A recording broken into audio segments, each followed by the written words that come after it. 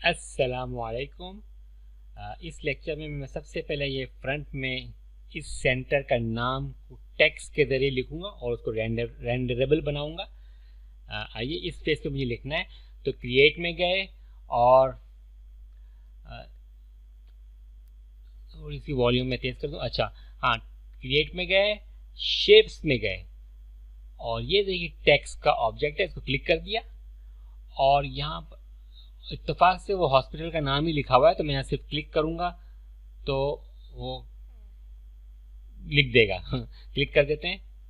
ये देखिए पहले स्क्रिप्ट एम्प्टी, ये वाला स्क्रिप्ट, ये वाली टेक्स्ट स्टाइल या टेक्स्ट की फॉन्ट भी ले लीजिएगा और सिर्फ क्लिक कर दें। मैं F3 कर दूँ, शेडिंग नजर आए, क्लिक करके देखते हैं क्या लिखता है। वही क्लिक करते ही वो लिख देगा। इत्तेफाक से बिल्कुल सही साइज़ है। आप भी साइज़ 5 फीट ले लें और कर्निंग जो उसकी डिस्टेंसेस होते हैं बीच की वो इतने ले लें, आगे पीछे कर लीजिएगा, इस तरह लगे आपको। और मैं इसकी सेटिंग करता हूँ ज़रा सा। मैं इसको ऑटो ग्रिड नहीं किया और एग्जैक्टली उसी पे लिख जाता है ये। अब मैं F3 दिखा दूँ, नहीं शेडिड में नज़र नहीं आ रहा। मैं इसको सेंटरिंग करने की कोशिश करता हूँ। ये वाले यहाँ वॉल गई है और यहाँ वॉल गई है, तो उसकी खूबसूरती से उसको सेंटरिंग कर लेते हैं। आप द केयर सेंटर कोई भी नाम लिख लें। स्क्रिप्ट का नाम मैं फिर से बोल देता हूँ, अगर मॉडिफाई में जाऊँ, पैलेस स्क्रिप्ट एम्प्टी नज़र आ रहा होगा आपको। ये वाली स्क्रिप्ट, ये वाला फॉन्ट ले लें, साइज 5 फुट लिया मैंने और टाइप कर दिया। और कर्निंग जो है, जो इसके आपस की शायद डिस्टेंस होता है बीच का, वो है 3 4 इंच का। और लेडिंग, ये भी डिस्टेंस होता है, आप बढ़ा के देख सकते हैं। ये देखिए क्या, ये देखिए ये डिस्टेंस बता रहा है राइट क्लिक करके। लेडिंग ये हरूफ के लाइनों के आपस का बीच का डिस्टेंस है। और कर्निंग देख लें क्या होता है, ये वर्ड आपस में दूर जा रहे हैं। राइट क्लिक करके मैं कैंसिल कर दूंगा, तो आप अंदाजा करके सही कर लीजिए। तकरीबन ऐसे लगे आपको। ये वॉल ऐसे आई है, दरवाज़ा, तो दरवाजे के मैं ऊपर रखना चाह रहा हूँ बिल्कुल उसको। अच्छा मैं टॉप व्यू में जाता हूँ ताकि उसको प्लेस कर सकूँ उसी जगह।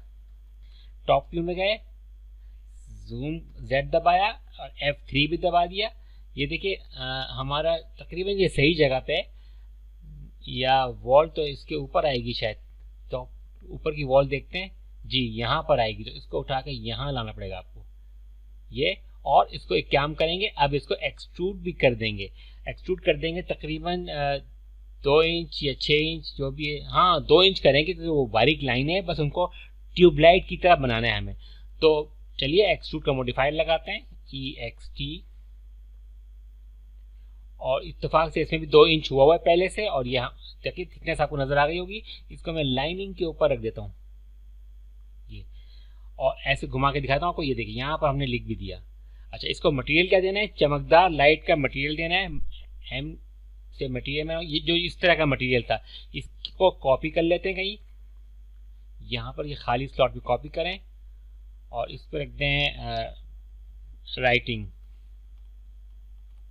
ये राइटिंग में नाम रख दिया राइटिंग, TING, ये हो गया राइटिंग। अच्छा इसका कलर तो तकरीबन सही है। और रहने दे, मैं ख्याल इसको थोड़ा सा मुझे डार्क करना पड़ेगा ताकि ये कुछ जब रेंडर हो तो कुछ ऑरेंज नज़र भी आए। तो थोड़ा सा इसको यहाँ से मैं रेड की तरफ ले जाऊँगा ये। और अब मुश्किल है कि आप इसको अप्लाई करते हैं और टेस्ट रेंडर करना ही पड़ेगा हमको। ये इसको अप्लाई कर दें, ये देखिए इस पर अप्लाई हो गया। फिर से चेक करें, सेलेक्ट करें, ये वाला मटेरियल अप्लाई हो गया। और ये हमने रेड करने की कोशिश की, मल्टीप्लाई कर दिया। अब इसका छोटा सा पोर्शन एक रेंडर करके देख लेते हैं। हमारी रेंडरिंग सेटिंग हुई भी है। इसको खोलते हैं और यहाँ पर ये जो क्रॉप विंडो लेके, जो क्रॉप एरिया लेके इस एरिया को रेंडर करने की कोशिश करते हैं जल्दी से। एग्जैक्टली हमने यही लगाया, इसको रेंडर कर लेते हैं। हमारी टेस्ट रेंडर की सेटिंग हुई भी है। अगर ये सही लगा तो फिर हम प्रोडक्शन रेंडर के लिए सेटिंग के लिए फ़ौरन जाएंगे और वो हमारा लास्ट स्टेप होगा इंशाल्लाह। जी तकरीबन बहुत अच्छा लग रहा है, बिल्कुल मटेरियल बिल्कुल सही है, बहुत ही अच्छा लग रहा है। इसको छोड़ देते हैं, एक्सेप्ट कर लेते हैं। अब हमारा काम, ये प्रोजेक्ट पे काम ख़त्म हो गया। अब मैं फाइनल प्रोडक्शन रेंडरिंग की सेटिंग इसी लेक्चर में रहते हुए कर देता हूँ। और आप लोग भी कहेंगे कि चूँकि सब क्रिकेट खेलते हैं तो आप कहेंगे भाई 49 पे आउट हो गए, 50 नहीं की। लेकिन मैं 49 पे ही कंप्लीट कर दूंगा। ये देखिए इधर से प्रोडक्ट ये एक्सपोजर आप 1.7 तक रखें, ये और थोड़े बहुत मैं इस रेंडरिंग के लिए भी थोड़ी बहुत फोटोशॉप में प्रोडक्शन कर लेते हैं, वरना ये एक्सपोजर की वजह से हमारा मैक्स का रिजल्ट ही बहुत अच्छा आता है। ये जो एक्सपोजर कंट्रोल इन्होंने दे दिए हैं, पहला इसको 1.7 पे रखें, अब इसको समझ लीजिए भूल जाएं। अब हम लोग करेंगे बड़ी वाली प्रोडक्शन रेंडरिंग की सेटिंग। उसके लिए रेंडर सेटअप खोलने के लिए आप जहाँ जाएँ रेंडरिंग, रेंडर सेटअप खोल लें या F10 दबा दें, या ये जो चायदानी बनेगी और आगे एक मैकेनिकल टूल बना हुआ है वो ये बटन है, इधर से भी जा सकते हैं आप और इधर से भी मिल जाएगा आपको। ये देखिए ये वाला, ये देखिए वीरे रेंडर सेटिंग, इसको खोल दें। अगर आपकी स्कैन लाइन रेंडर सेटिंग या कोई और रेंडर इंजन यहाँ होगा तो यहाँ से आपको पहले वीरे नेक्स्ट सेलेक्ट करना पड़ेगा, ठीक है। इसमें ऑलरेडी सेलेक्टेड है। और चलते हैं इसकी सेटिंग देख लेते हैं। मैं पहले कॉमन में जाऊँगा। हम लोग HGTV को अपना रेफरेंस ले रहे हैं एस्पेक्ट रेशो बनाने का। जब एस्पेक्ट रेशो फिक्स कर लेते हैं फिर हम कहते हैं भाई उसकी अभी फ़िलहाल 1000 रखो टेस्ट रेंडर के लिए। मैं इसको देख लेता हूँ पहले, वही वाली उस व्यू को मैक्सिमाइज कर लेते हैं। एक बटन दबाना तो वो दबा के देख भी लेते हैं, ठीक है। अब मुश्किल ये होती है कभी कभी ये सेटिंग यहाँ हुई होती है और यहाँ पर हमको पता नहीं होता है, एक्चुअल में वो छोटी विंडो होती है। तो वो विंडो देखने के लिए आप शिफ्ट यहाँ से जाएं या शिफ्ट F दबा दें, शॉर्टकट है शिफ्ट F फॉर फ्रेम।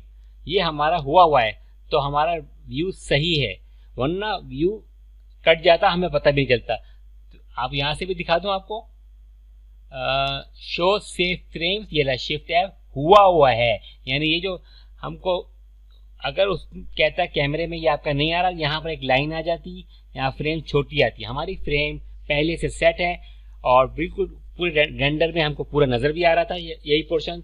तो इससे हमको वो प्रॉब्लम ख़त्म हो गई कि हमारा फ्रेम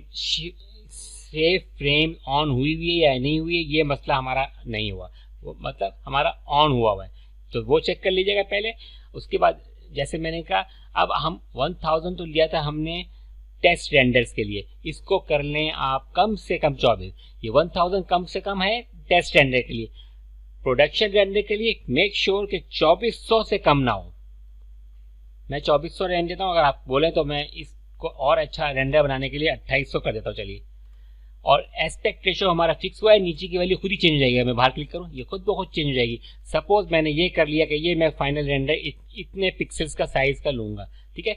तो 2400 पिक्सल होंगे तभी तो डिटेल नज़र आएगी, वरना हम करीब जाएंगे तो पिक्सल्स फटने लगते हैं। तो 1000 हमको मुनासिब दिखा भी देता है टेस्ट रेंडर्स, और 2400 से ऊपर की वैल्यू हमको हाई क्वालिटी रेंडर दे देगा जब हमारे प्रोडक्शन रेंडर के लिए। तो इसके लिए हम यहाँ पर आए थे। अब चलते हैं वीरे में। हम सबको यहाँ से क्लिक करके एक्सपर्ट कर चुके हैं, फिर से कर लेते हैं स्विच ऑल टू एक्सपर्ट। हमें एडवांस चाहिए, स्विच ऑल टू एक्सपर्ट चाहिए, पता नहीं क्यों एडवांस दिखा रहा है, क्यों भाई, क्यों नहीं कर रहा sir. Switch all to expert, ठीक है। चलिए, ये इसमें सबसे पहले फ्रेम बफर हमारी ऑन है, जाहिर है इसमें जाने की जरूरत नहीं है, मगर ये इसकी डिफ़ॉल्ट सेटिंग हम ऐसे ले लेते हैं। आगे चलिए ग्लोबल स्विचेस में एक बटन ग्लोबल स्विच का होता है जो मैंने अभी तक चेक नहीं किया था।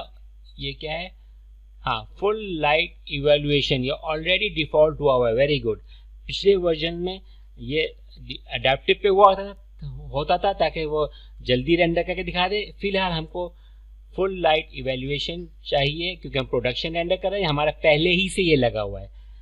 इवन टेस्ट रेंडर में हमने ये लगाया हुआ था, तो कोई बात नहीं, हमारे कंप्यूटर अच्छे हैं, रेंडर हो गया वो, हमें टाइम कम करने की ज़रूरत ही ना पड़ी। बाकी ये सारे सेटिंग ऐसे रहने देंगे और इसको बंद कर देंगे ग्लोबल स्विचेस को। अगला देखते हैं। अगला IPR ऑप्शन हम नहीं कर रहे हैं, जो हम आगे बाद में सीखेंगे। ब्रूट फोर्स रेंडर इंजन जब सीखेंगे। इमेज सैम्पलिंग दो तरीके से होती है, एक बकेट, एक प्रोग्रेसिव। हम बकेट करेंगे। याद होगा आपको, जब हम रेंडर करते हैं तो चौकोर चौकोर खाने चलते हैं, वो बकेट कहलाते हैं। वही टाइप की हमें रेंडरिंग सूट करती है अभी तक। और इंशाअल्लाह वीरे जब मैं आप लोगों को डिटेल में सिखाऊंगा तो ये प्रोग्रेसिव भी सीख लेंगे, ठीक है। लेकिन बकेट बहुत मुनासिब होता है, ख़ासतौर पर ये काम जल्दी करता है और इंजीनियरिंग लिहाज से, टाइम वर्सेस क्वालिटी के लिहाज से ये तेज़ काम करता है, हमें सूट करेगा। तो इसको यहाँ पर बस सब सेटिंग रहने दें, सिर्फ यहाँ बकेट कर लें। इमेज फिल्टर में आए, कोई भी फिल्टर मुझे नहीं चाहिए। हालांकि जो हम जैसे इस एजिज में जो वीर एक कैलकुलेशन करता है, पिक्सेल्स में डिवाइड करता है सब, फिर जब वो डिवाइड हो जाते हैं डिसाइड कर लेता है पिक्सेल्स का कलर, फिर इनफैक्ट उनका कलर डिसाइड करने के लिए फिल्टर इस्तेमाल करता है। तो ये ना भी करें तो बहुत अच्छा रिजल्ट देता है। मुझे नहीं चाहिए, मैं इस्तेमाल नहीं करता, उस काम के लिए मुझे फिल्टर चाहिए नहीं। अब आ जाइए इस पे बकेट इमेज सैम्पलर। जहाँ अनइम्पॉर्टेंट चीज़ें होंगी वहाँ सिर्फ वो यहाँ के पिक्सेल्स, दूर के पिक्सेल्स को कम हिस्सों में डिवाइड करेगा सब पिक्सेल्स में, तो वो 1 होता है। और जहाँ इंपॉर्टेंट जगह होगी वहाँ के लिए मैं 4 नहीं, मैं कम से कम 10 या 12 कर दूंगा। इसको मैं 10 कर देता हूँ। चलिए, वो खूब सारी डिवीजन कर लेगा एजेस को डिफाइन करने के लिए। ये अभी रफली आप यही समझ जाए। अच्छा, बकेट विड्थ हमने पहले ही 32 की हुई थी, मैं बता चुका हूँ। यहाँ 48 लिखा हुआ होता है।